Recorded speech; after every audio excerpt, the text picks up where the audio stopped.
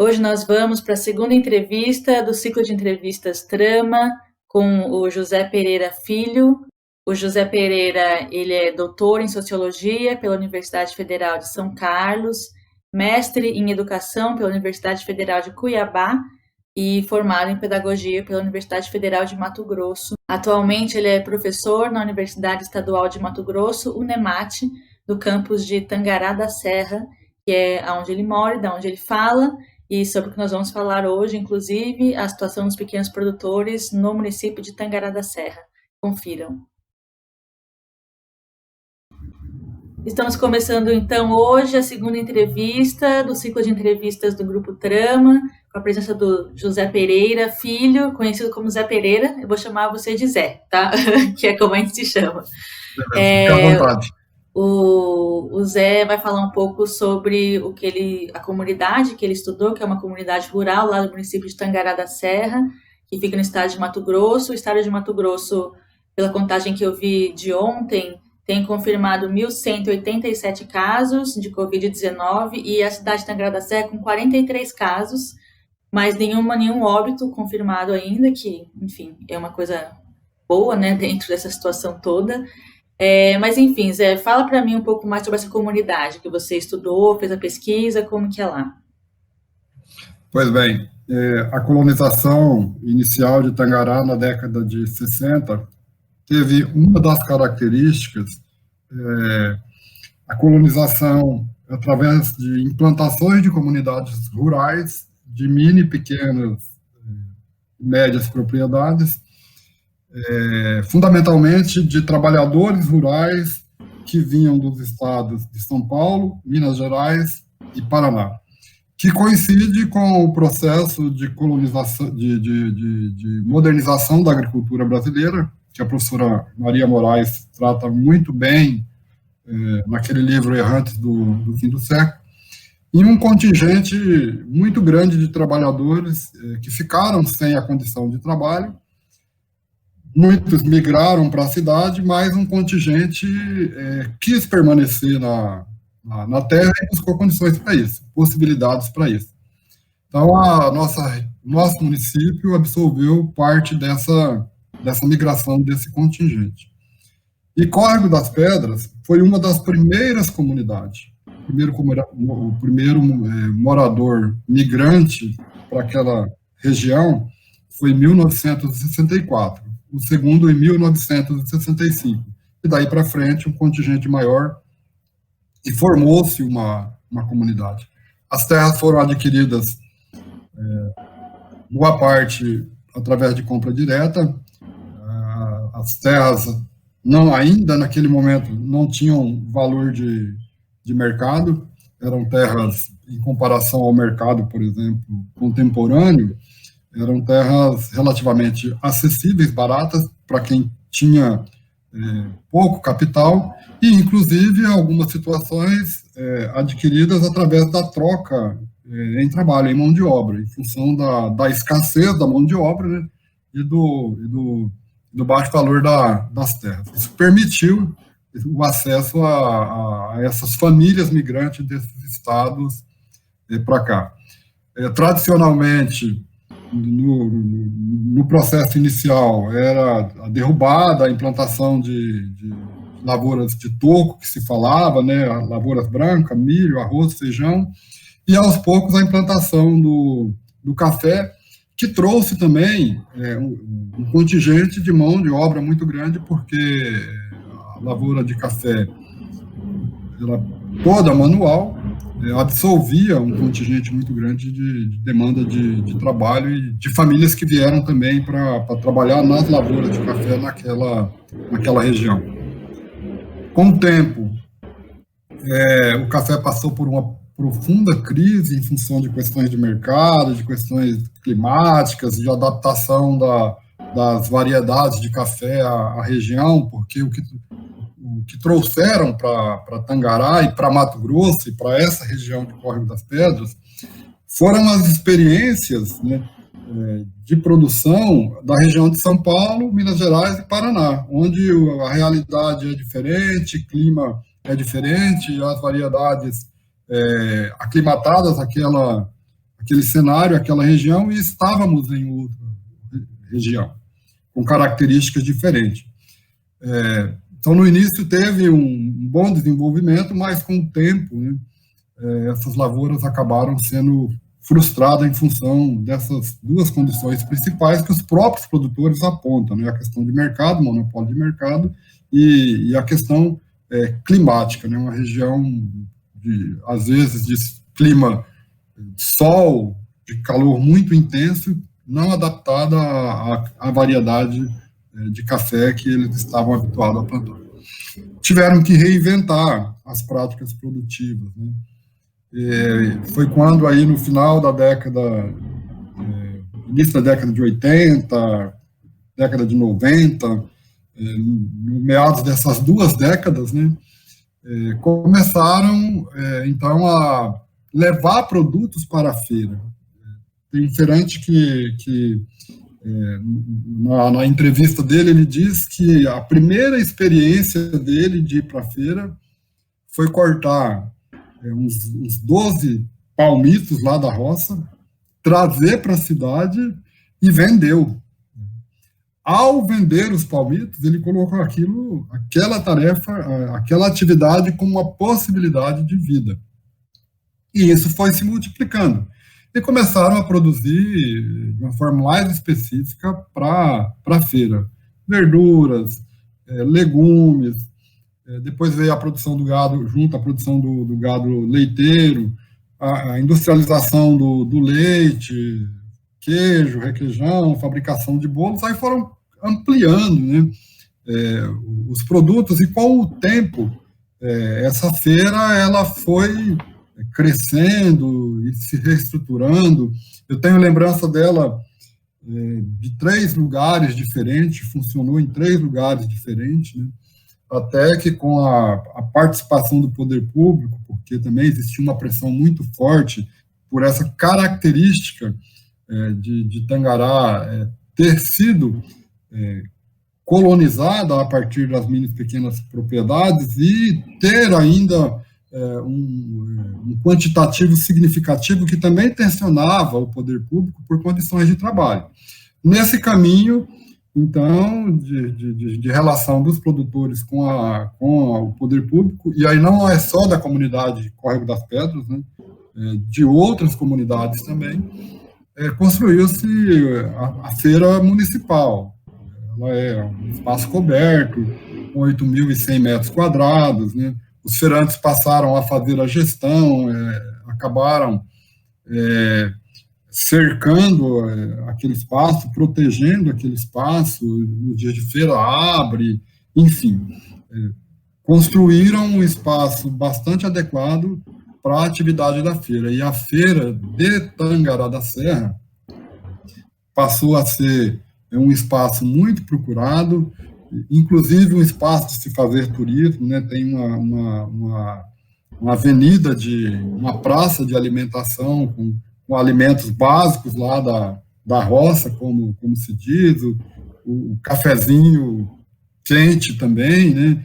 E isso acabou criando um atrativo para as pessoas, para a cidade ir lá comprar bons produtos, né, com boa procedência, produtos recém-extraídos lá do contexto da atividade produtiva, associando ao passeio, ao bate-papo, à conversa. Então, por exemplo, na minha casa, quando você me visitou, nós fomos lá visitar a feira. Se alguém vem na minha casa, a feira praticamente é um lugar obrigatório para a gente ir lá tomar o café. Então, criou um hábito, uma relação muito forte, né, da comunidade com a feira.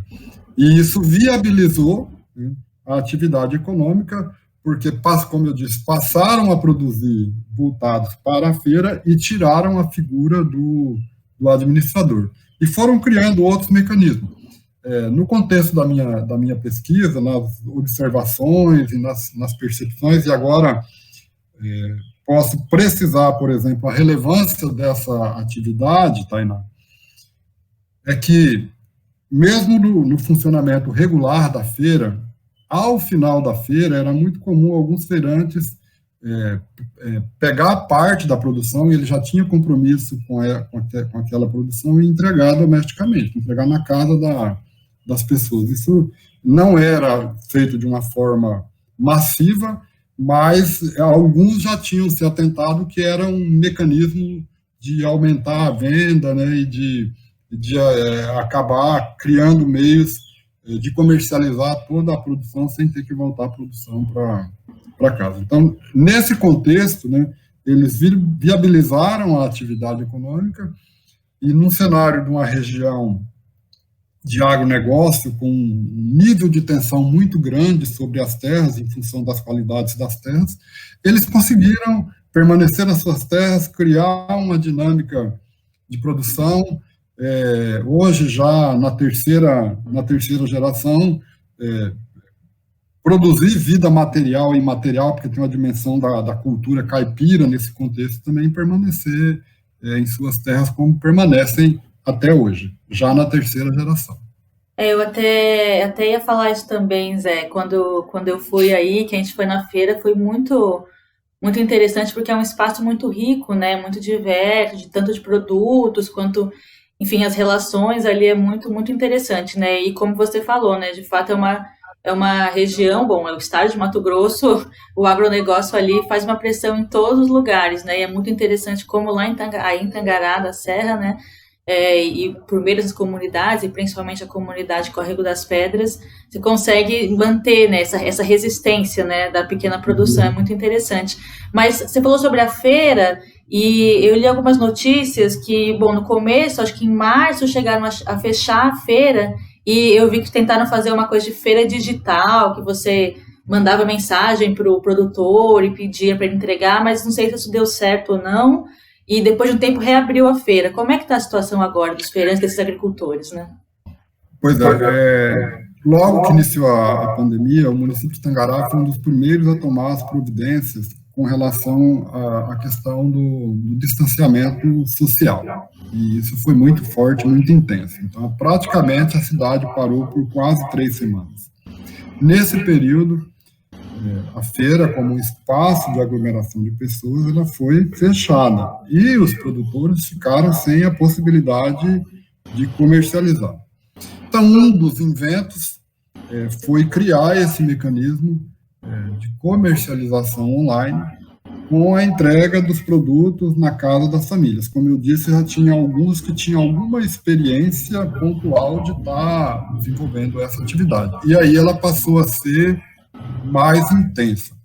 Bom, obviamente que isso diminuiu a margem de rentabilidade, porque além da despesa de deslocamento e de tempo, você também tem uma limitação maior, né, porque você vai entregar o seu produto, né, você não está ofertando o seu produto para todas as pessoas que vão e passam pela feira, né, e que às vezes até o próprio olhar é tão bonito ali, aquelas mesas, né, postas de produtos, que o próprio olhar acaba levando as pessoas a consumirem. Mas foi a estratégia de momento, né, que garantiu uma sobrevida.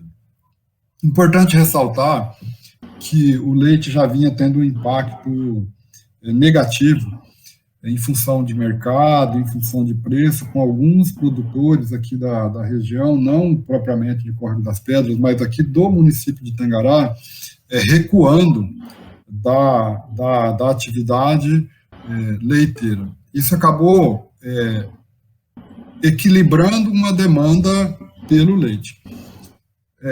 Há como os moradores lá da comunidade Córrego das Pedras, os que praticam a atividade leiteira, boa parte eles já industrializavam ou vendiam o leite diretamente para o produtor, com uma melhor margem de lucro. O que se entrega em laticínio, o preço é muito baixo, porém eles não dependiam exclusivamente dessa situação, o quantitativo era muito menor.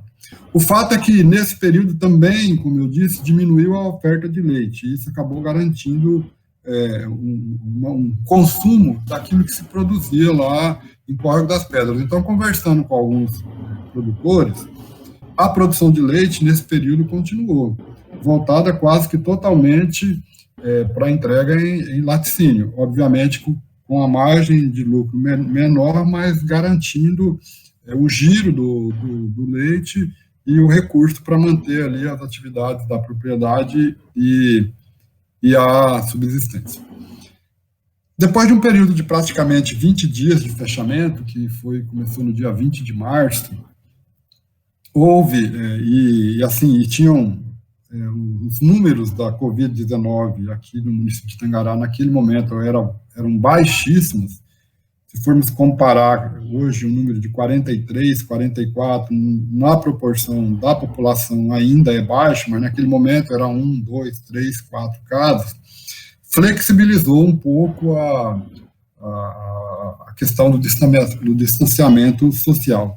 E a feira passou a ter uma outra característica, né? E aí até passaram a não mais chamar de feira, não é mais feira, é um mercado.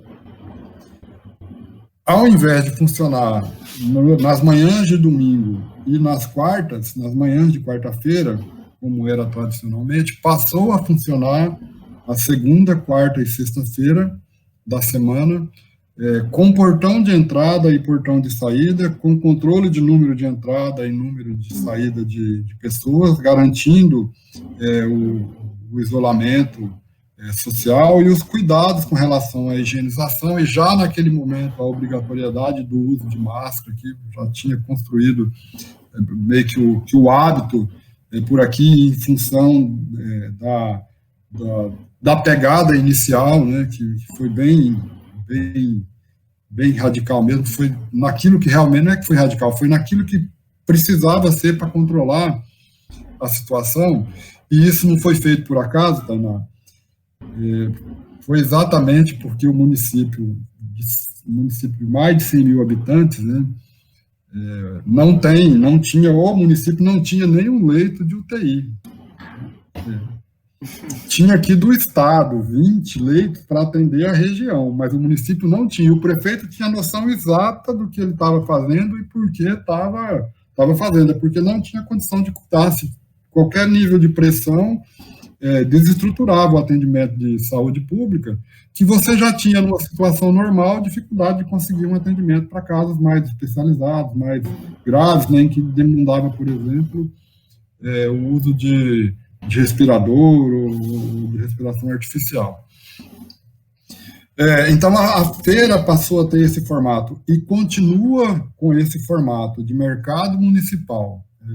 E aqui houve um aumento significativo dos casos de Covid em relação àquilo que tínhamos aqui na cidade, como eu disse, desproporcional ao que ocorre no país, no contexto mais geral, mas o fato é que você tem um processo de crescimento da pandemia que exige também os cuidados. Estava conversando com alguns feirantes, né, e permanece intensificar um pouco esse processo da entrega a domicílio, né, das mercadorias, de forma a garantir a rotatividade da produção e a sobrevivência. Mas, assim, do ponto de vista prático também, houve a diminuição de vendas, houve a diminuição significativa de receita, daqueles que eu tive a oportunidade de conversar ultimamente, da ordem de 30%.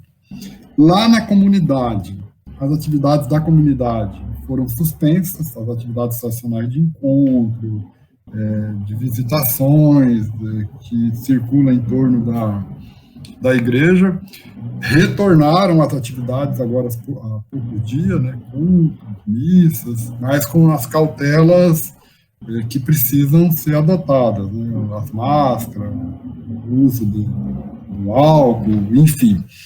Impactou a forma de se relacionar, né, num contexto em que essa relação humana mais próxima é muito forte, né, em que as pessoas sentem falta e valorizam muito essa dimensão do contato mesmo, né.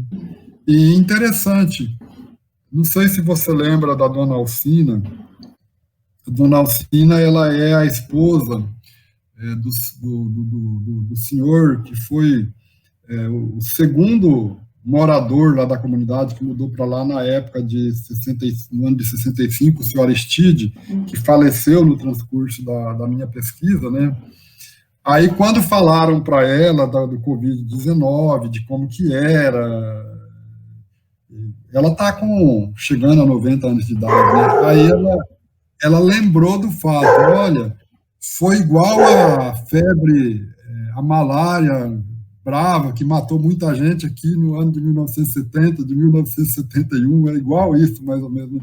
Então, ela fez a relação daquela pandemia com um fato que ocorreu, e esse fato que ocorreu, a gente já havia feito uma relação também com um trabalho de memória que foi desenvolvido no estado de São Paulo. Então, as coisas acabam também se relacionando e passa a ser espaço de memória, de lembranças, né?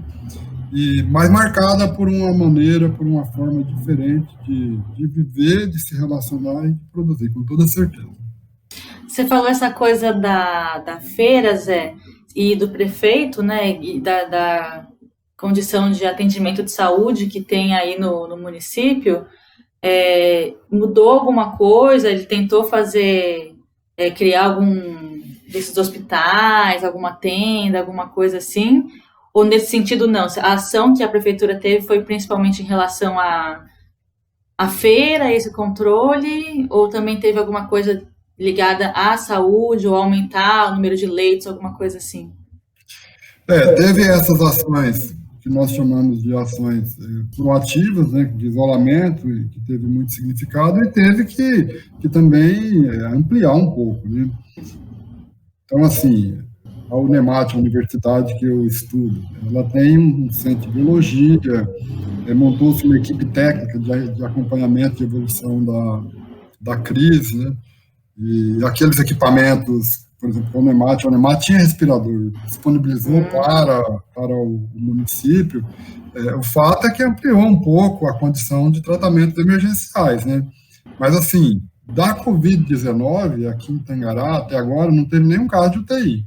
Teve 2 ou 3 casos de internamento em enfermaria, os outros foram o atendimento e o acompanhamento foi feito domiciliarmente, né? Criou-se também uma estrutura para isolar os casos que aparecem e para acompanhar até que seja certificado a cura. Então, teve que ampliar um pouco esse trabalho, mas perceba que é uma ampliação de um trabalho mais proativo também do que propriamente de cuidar do cidadão quando ele está doente. Quer dizer, nós não tivemos aqui ainda um problema de falta de atendimento, o que leva a agravar muito, né, a situação da pessoa que contrai o vírus e que precisa do atendimento. Então, os atendimentos foram proativos. Em função um pouco também do aumento de uma estrutura que foi feita para atender bem esse primeiro momento, não deixar os casos se agravarem. Eu acho que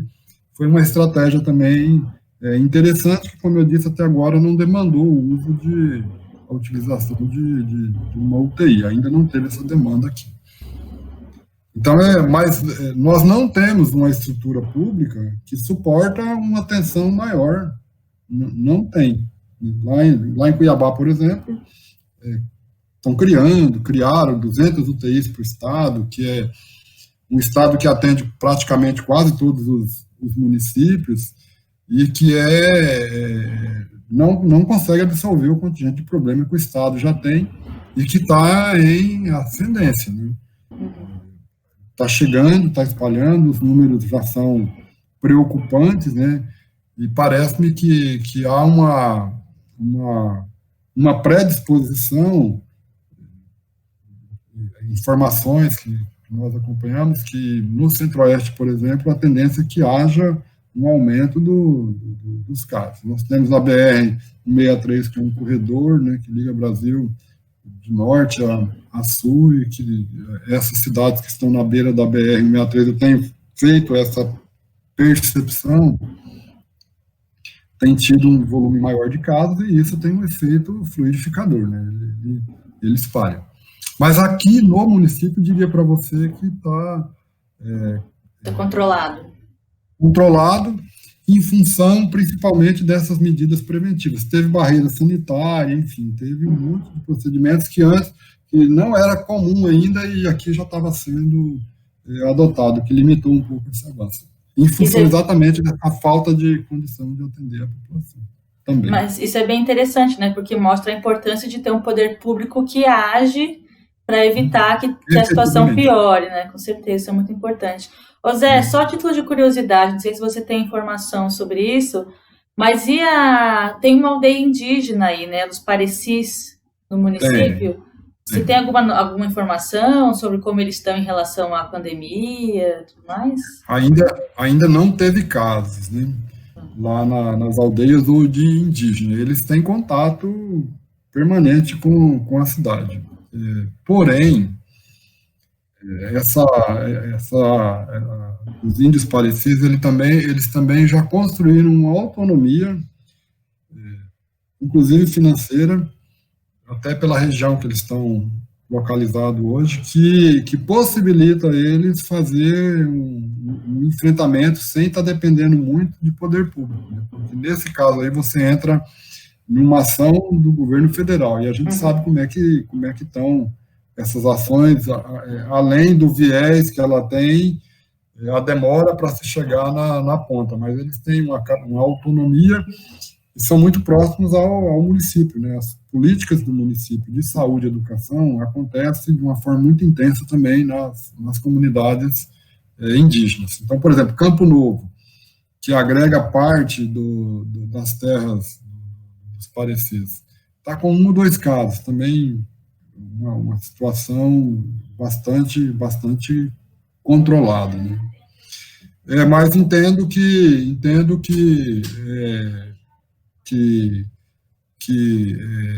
esse controle também acabou protegendo aí as comunidades indígenas. Entendi. Tá bom, Zé. Eu acho que a ideia era mais ou menos essa mesmo. Como a gente tem visto muito pouco sendo falado sobre a situação nos espaços rurais em relação à pandemia, né, ao contexto de pandemia, a ideia era justamente trazer um pouco disso. Então, bom, a gente tem pesquisadores, um em cada canto do Brasil, vamos falar com todo mundo para saber como está a situação desses pequenos produtores ou trabalhadores rurais, né? Então, acho que a ideia era basicamente essa mesmo. Não sei se você quer falar alguma coisa de encerramento. Eu só quero dizer que essa dinâmica que eles construíram, que os produtores construíram, de criar uma condição de vida, saindo fora desse contexto do mercado capitalista, do atravessador, criando autonomia na produção e na comercialização, na minha avaliação, mostrou-se muito importante para garantirem a sobrevivência e as condições de trabalho, mesmo com a redução das suas atividades, dos ganhos, né, com a atividade. E a feira, ela é essencial nesse processo. Então, acho que fica aí uma reflexão, né? A feira ajudou a construir essa autonomia e, na minha avaliação, pelo trabalho desenvolvido, pela pesquisa desenvolvida, com toda certeza é estratégico, né, para a sobrevivência do mini e pequeno produtor. Foi um caminho interessante construir. Tá bom, Zé. Muito obrigada pela participação, foi ótimo. Eu que agradeço.